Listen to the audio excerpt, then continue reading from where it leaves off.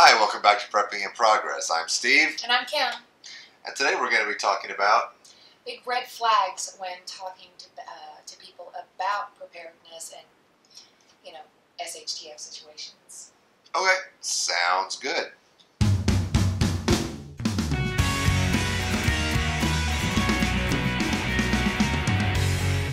Alright, first off, before we get started in our talk, I just want to give a big thank you. We just hit over 500 subscribers, which is crazy to me.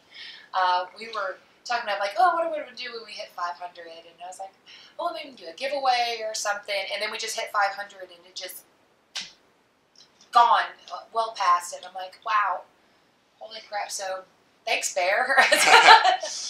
That was a big help. So we're thinking about, we were planning on doing a 500 subscriber giveaway, and we just completely... We're at like 540 right now, and so that we ran past 500 so quickly that it's like trying to drive through our town. You just blink and you miss it. And so, if y'all do want us to do a giveaway, say for $5.50, I don't know. But we're thinking about doing a giveaway for one of our shirts, the Warning Prepping in Progress. If y'all would want to do that, let us know in the comment section below if you think that would be a great idea for a giveaway for one of our shirts. I don't know if y'all like them. I don't know. I like them. I think they're cute, mainly because I designed them.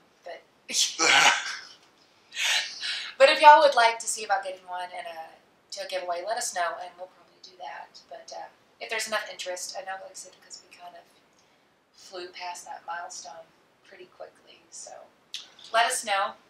Then we'll get straight into what we're going to discuss today. Well, today's video was going to be us working outside, but Arkansas hates us and decided to be 30 degrees outside today, and that's a whole lot of note from me. And so, because we were going to go work in the garden, and with me just being sick, I'm not doing that. I tried. We did. We I had her tried outside. really hard. I even went and bought her a new saw blade. And it started raining, and it's just like, God doesn't want us to do this. So I took the cue.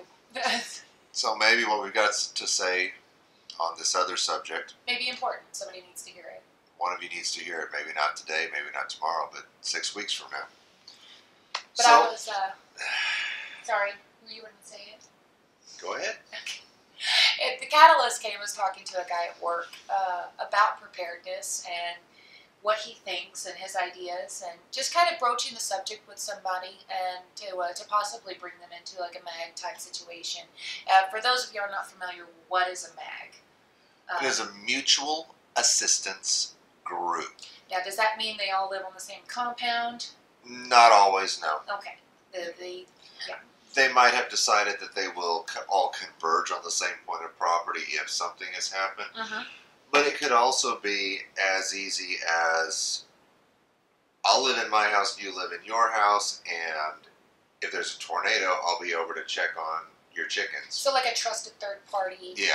Extended friends, people you train with. Yeah. People that you get together with in disaster scenarios. People that you trust. Yeah. Trust now, and then that way you're not trying to find friends after SHTF to be able to have to trust. Yeah. Okay, so it took me forever to know what a MAG was. I saw the acronym around YouTube for a really long time, but I had never really known what it meant. But it's something we had described to each other a million times because we have people in our lives like that. We just didn't know there was a word for it. At least I didn't know there was a word for it. So for new YouTubers or new preppers, MAG is, can we put that like, and do like a vocab word of the day? Do you want to start doing a vocab? I don't know. I just like SHTF means this. Schumer. Teotowaki. Schumer. Schumer hits the fan. Schumer hits the what did you call it? When the stinky stuff makes contact with the air circulation device. Yeah. But MAG is the word of the day that I didn't know about. But I was talking to a guy about a community and getting together with your community in case of disasters or anything like that. Because he was really concerned. Our area had a really bad tornado that hit a few years ago. Really devastated the community. And there wasn't a whole lot of people being able to know who to contact, who to get in touch with, how do they tell their family members that they're okay, that sort of thing. There was cell phone towers down. There was a real disaster type scenario that devastated the town. And he's from here and seen that sort of situation and was really concerned about having a group of people working together to make sure that everybody was coming out okay. And I was telling him that he was describing a mag and realizing that this is the type of person that I could really converse with about preparedness. You know, he may not be into like zombie apocalypse or EMP or anything like that, but it is a level of wanting to get into preparedness, and there's different people that look at different scenarios like that. But it's somebody I could really have a true conversation with and know that they got it. And it got me to thinking, what makes a person really open to that idea of preparedness, that I could really start a conversation with and possibly bring them into my mag or me join theirs or whatever. And it's kind of bad, but I classified people into two different types of people. One I will deal with and one I will not deal with. And it's a simple way. And we've all come across these people. We may not define them the same way, but it's right down the middle. You have somebody with an independent mindset and someone with a dependent mindset. And that's my two different classifications. Somebody with an independent mindset, a lot of them are in the prepper community because the minute they realize a disaster or they hear about it, what an EMP is, their first thought is, what can I do? What can I do to protect myself? What can I do to protect my family? It's a very independent mindset of, I need to be filling buckets full of beans. I need to be getting first aid training. I. And it goes straight inward. Somebody with a dependent mindset, I don't know a single prepper that hasn't heard a single phrase that is a huge red flag for me. And for any prepper, it should be a big red flag. Tell me if you've heard it. You probably tell me in the comments before I even say it. Well, I'll just come to your house.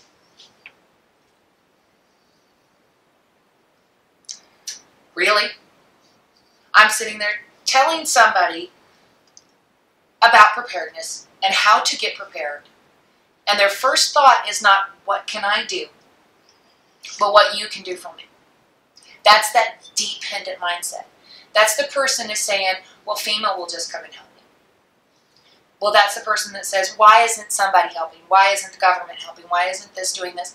It is someone always looking outward for somebody else to take the responsibility and take control of the situation. And if you're new to even the concept of prepping and just watching this channel for the first time, let me pass on a little bit of information from a friend of mine. Panama City, Florida looks like a war zone right now. And 4 months. Four FEMA months after the hurricane. FEMA is sitting with all of its nice new trucks and its supplies locked in a compound and not getting out to the people. Yeah. So if you're thinking FEMA's coming to help you, they'll be down at their They'll help loading themselves dock in a heartbeat, but no. We know as preppers that in most situations, nobody's going to be able to help you out of that. You have to be able to be independent to be able to get yourself out of a situation. Whether that's a Katrina or a Hurricane Michael or anything, all the way up to an EMP to whatever it may be. The chances that people are going to come and actually be helpful. I don't know of a single situation where FEMA was actually a help to a disaster area. I can't, please tell me if y'all know any situations where FEMA was actually an asset to an area after a disaster. Because I can't think of one. They're bureaucratic heavy, and I'm not trying to pick on them. When we had the ice storm a few years ago back in northwest Arkansas, and I had lost power for 6 weeks, 4 to 6 weeks. They were surprised that I didn't want their help, that I was fine. I just said, keep going, go check on someone else. I'm fine. Yeah. They were kind of distraught that I didn't need anything and that they couldn't do anything for me. But that's also not to say that somebody with an independent mindset isn't going to work well with others. Like I said, with a MAG. A MAG is a group of individual thinkers that realize that working together in a small group is going to be better than trying to rely on the government or outside help to come in. You know your community, you know your area. Whether you live out in the boonies, you're still going to have neighbors that you know them better than anybody else that comes in from the outside. And so that's where the idea of MAG comes in, is that mutual assistance group. That way, you're all independent. You're all working on your own things individually, but you're able to come together to also assist each other. Yeah. Okay, to wrap up this kind of long discussion, it's really boils down to that when I talk about a big red flag, is knowing whether or not you are dealing with somebody with an independent mindset or a dependent mindset. And seeing those signals, if they are very much looking inward to solve problems, or if they're always looking outward, they're blaming others, it's always somebody else's fault. Look for those red flags when talking to people about preparedness, because people with a dependent mindset are not going to be the ones that are bringing in an asset to you. Look for people with a very independent mindset, even if they are in need of assistance, even if they are disabled or older or don't really have a ton of skills. If they've got that right mindset, that can overcome quite a bit of things, because skills can be taught. People can help in many different ways, but an independent mindset can't be taught. It's you either have it or you don't.